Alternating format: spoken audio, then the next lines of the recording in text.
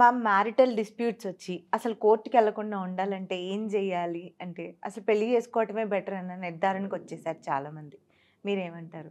లైఫ్‌లో ప్రతిదీ భయపడి పారిపోలేం కదా రూపా! అసలు బిగినింగ్ అనేది లేకుండా ఎండింగ్ గురించి మాట్లాడటం అనేది that itself shows the coveredness అనమాట. దేన్నైనా లైఫ్‌లో ఫేస్ చేయాలి.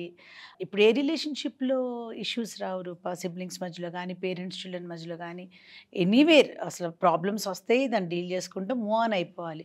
ఎయ్యో వస్తాయి, ఏదో జరుగుతుంది, కోర్టులకెళ్ళాలి, ఈ గోలంతా ఎందుకని చెప్పి పెళ్లిళ్లు చేసుకోలేదంటే స్టూపిడిటీ గానీ, బట్ జనరల్‌గా ఏంటంటే రూపా ఏదైనా మ్యారేజ్ గురించి మాట్లాడుతున్నాం కాబట్టి, చిన్న చిన్న ప్రాబ్లమ్స్ వచ్చినప్పుడు ఫ్రంట్ ఎండ్‌లో అంటే వాళ్ళిద్దరూ ఇగోకెళ్ళకుండా చక్కగా కూర్చొని ప్రాబ్లమ్ సార్ట్ ఔట్ చేసుకుంటే గనక అసలవి నెక్స్ట్ పేరెంట్స్ లెవెల్‌కి కూడా ఎళ్ళవు. పెద్ద విషయాలుగాను అవ్వవు.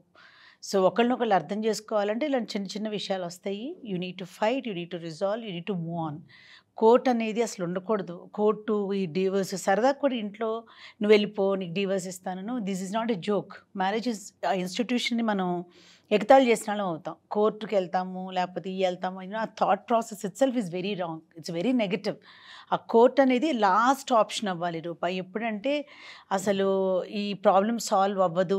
నిజంగానే ఒక పెద్ద ప్రాబ్లమ్ ఇది సార్ట్ ఔట్ అవ్వదు. కలిసి ఉండటం కష్టం అనుకుని ఎగ్జాంపుల్స్ అనవసరం. బట్ కొన్ని ఎక్స్‌ట్రీమ్ విషయాలున్నప్పుడు లీగల్‌గా మనకి సెపరేషన్ అవసరం అనుకున్నప్పుడు తప్పదు తప్పించి అసలు కాలు పెట్టటమే రేపేం జరుగుతుందో, రేపు గొడవలొస్తాయి, కోర్టులకెళ్ళాలి అంటే that's not a good move. So, problems వస్తాయి. మనం డీల్ చేసుకోవాలి. మూవ్ ఆన్ అయిపోవాలి.